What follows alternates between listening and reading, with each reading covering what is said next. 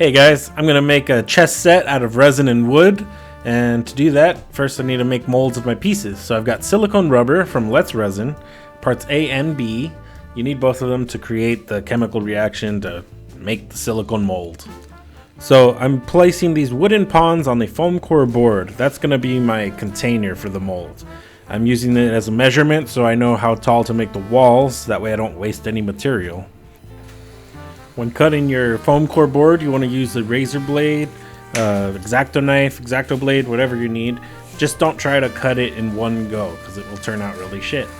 Make sure to score your board so it's nice and even.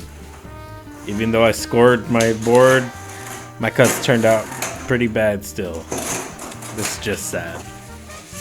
So throw those nasty pieces away and use the straight edge.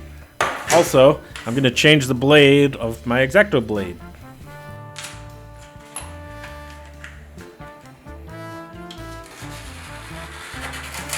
Yeah, having a fresh new blade made such a big difference. Make sure to have a clean blade. Once you have all your pieces, you want to glue them together. I'm using a hot glue gun. That way, I don't know, it's just simple and easy. You want to make sure that your container is watertight. You don't want any silicone leaking out of the edges. So take your time on this. Make sure it's watertight. Once your container is glued and all dried, you want to make sure to glue the bottom of your pieces down. This way they don't float up when you pour the resin in there. So I'm using hot glue. Seems to work all right. So we're pretty much ready to pour the silicone, but we need to know how much to pour. So I've seen this online where you take dry rice and then you fill your container with it. That will tell you the measurement of how much liquid you need. And of course I hot glued my container to this big board, so it's a struggle.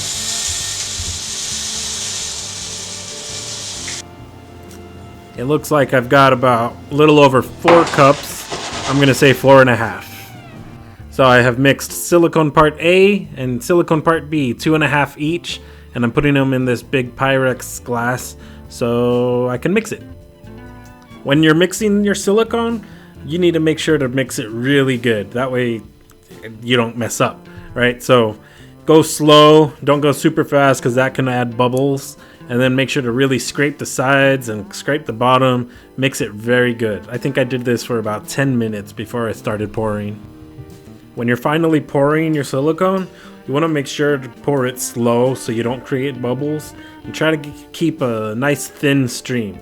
Also, aim at the lowest part of your mold. So if it's the floor, aim for the floor. That way, as the silicone rises, it fills any gaps naturally.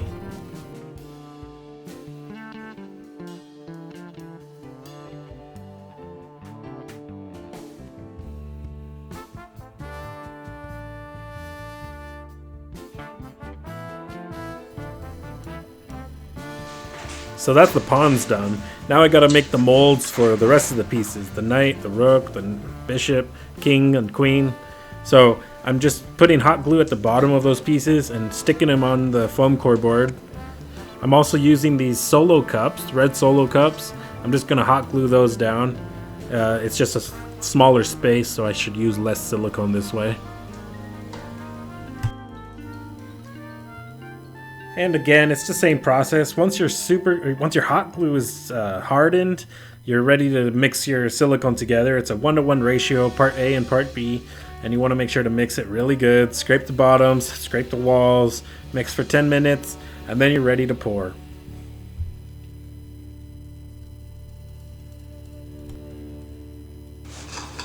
It's the next day, the silicone has cured, and I'm just trying to take this hot glue off the board. And it's not working. So find a way to release your silicone mold from your container.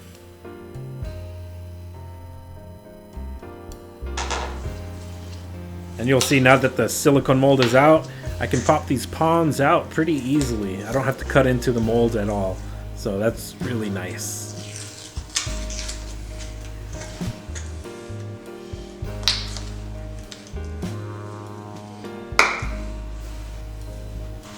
For these other pieces, the mold is too thick. I can't pop them out, so I have to use an X-Acto knife and cut into them. I use the zigzag formation, or just whatever you want to call it. I don't know why, just so it fits better, I guess.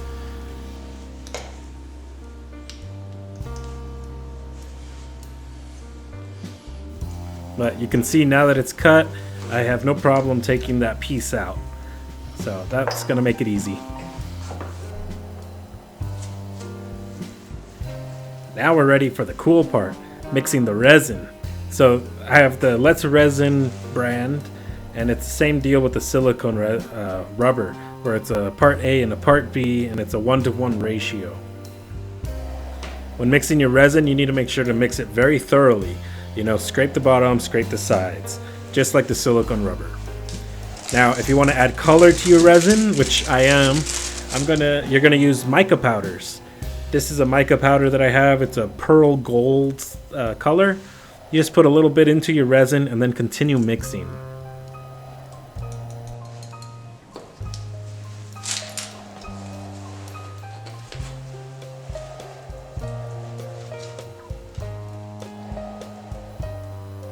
You'll see now that the mica powder is mixed into the resin. It's got a really cool color, a very nice shimmer. It's neat. Now when you're pouring your resin, you want to make sure to go really slow and try to keep a super thin stream if possible. The slower you go, the better it is, because the less likely it is that you'll have bubbles inside of your molds.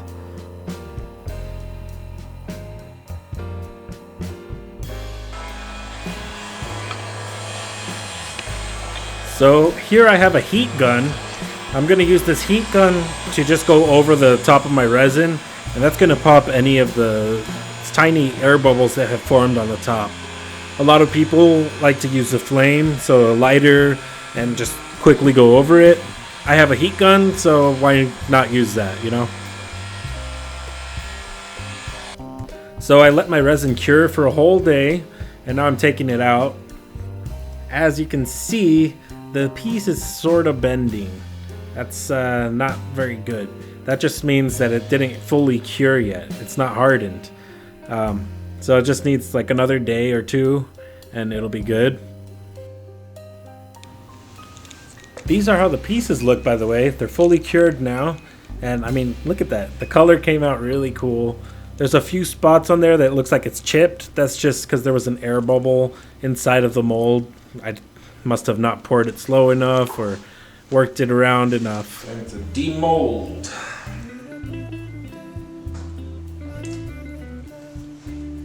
This is the rook. Damn it.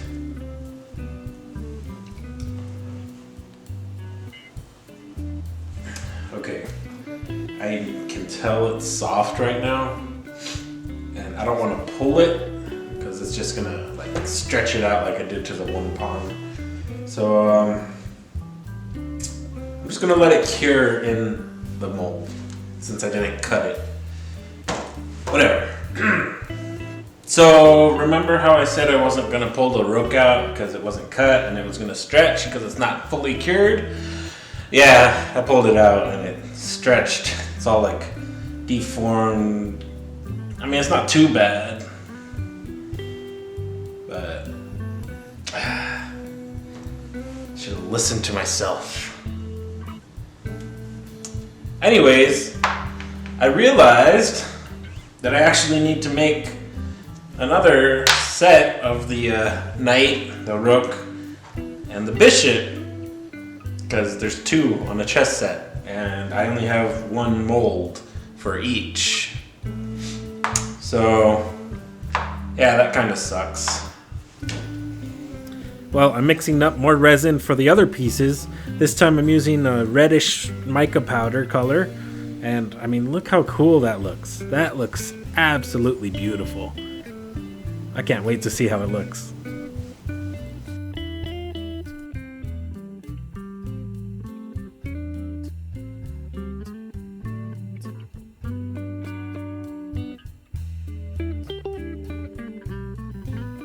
I've poured the resin and let it cure for a whole day, and look at that. I mean, those pieces came out absolutely awesome. Now I've got to start working on this board. I want to make my own molds, so that's why I'm doing this. I could buy a mold online, but I want to try to make my own first. So I thought it was a good idea to use sheetrock instead of getting wood, and it's not. It's really bad, and I made a big ass mess.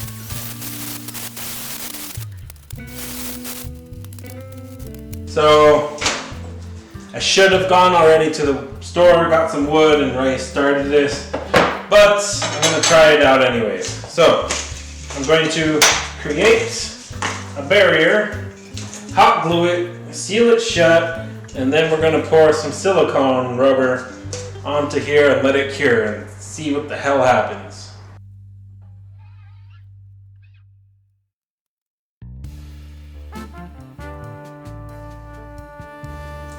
So I gave up on that pretty fast. Mold making of that chessboard is going to be a whole other video, a different project altogether.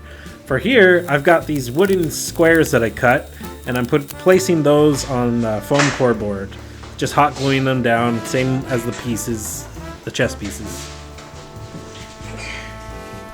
I'm going to be using this plexiglass or acrylic sheet, whatever you want to call it. I think it's the same stuff. I'm using plexiglass as the walls for my container, so hopefully that will be better than foam core, I think, maybe.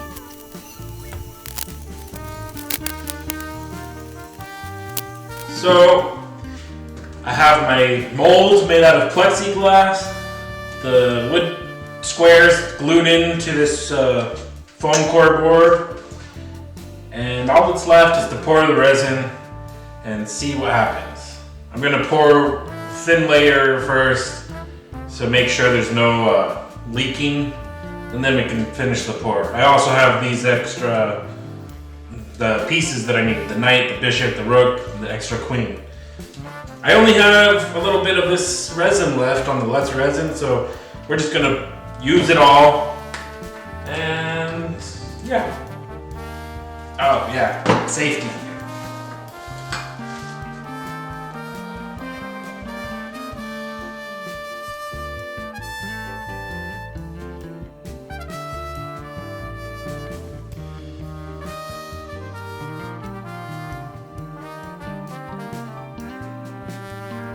So here's the moment of truth, pouring it in, making sure there's no leaking.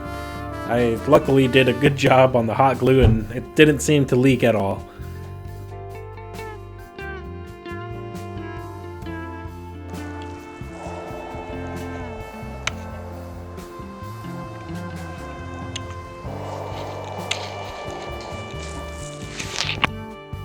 So I let that resin cure for a whole day or two, and now I'm just adding another layer of resin.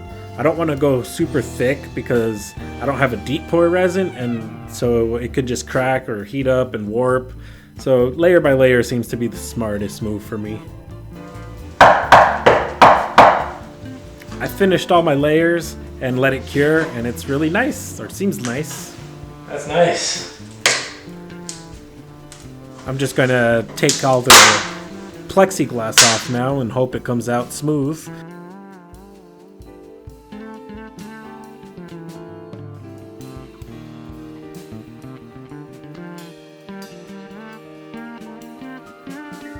Okay, I've got that foam board off as much as I can.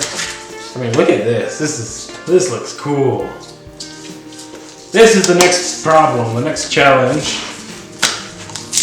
Taking all this crap off. I think what I'm gonna have to do is, once I get this thick layer off, I'm gonna be left with the paper on there, pretty thin, and then I'll take a sander, some sandpaper or an electric sander, and just start sanding it down, and it should make it smooth too.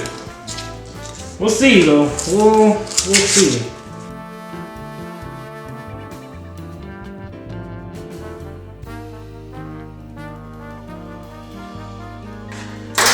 let's see how this works. Oh, right. Safety.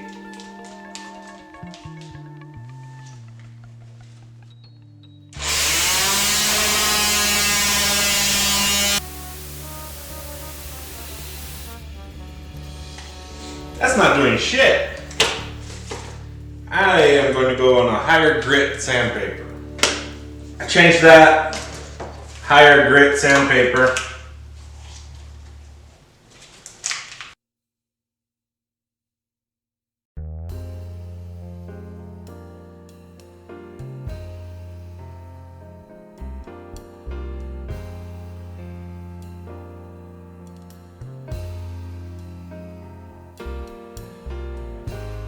So the only like high grit sandpaper that I had, the little piece, it broke. It cut off the machine. So I'm gonna try to finish this as much as I can just by hand. Yeah. Or I'll get fed up with it and go to the hardware store and get more sandpaper. We'll see. Yeah, I gave up on that and went to the hardware store and got a real coarse grit sandpaper. 2 hours later.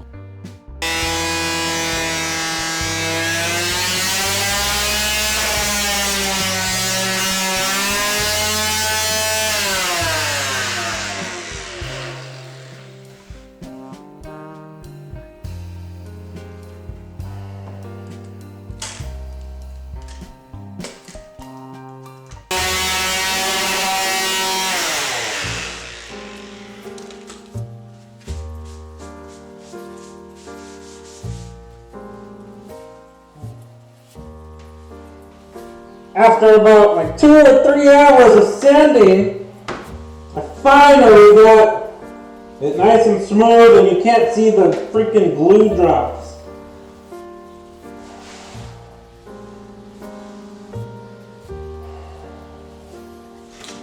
Now I have to switch papers and do it all again. I switched the paper to a fine sandpaper and started sanding for another 2 to 3 hours. Now I switched outside because it was really toxic inside my home. I'm using this mineral spirits and I'm just gonna put that onto my board.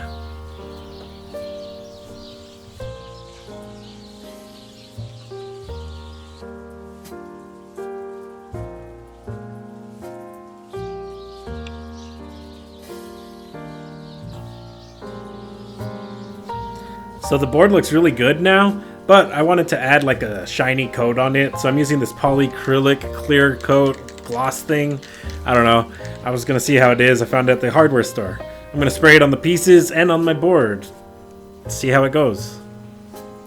I did not like it. It left a weird, like bumpy texture on the board. It pulled up on the sides, and I don't know. Like it revealed some scratch marks on the top. It was just, I don't know. I didn't like it.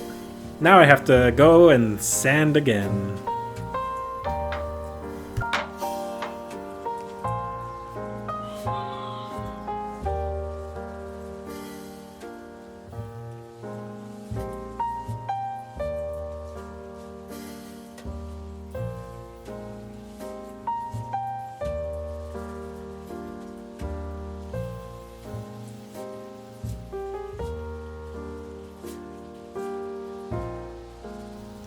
After doing a bunch of sanding, I poured some more mineral spirits on my board because I really liked how that looked, better than that spray varnish.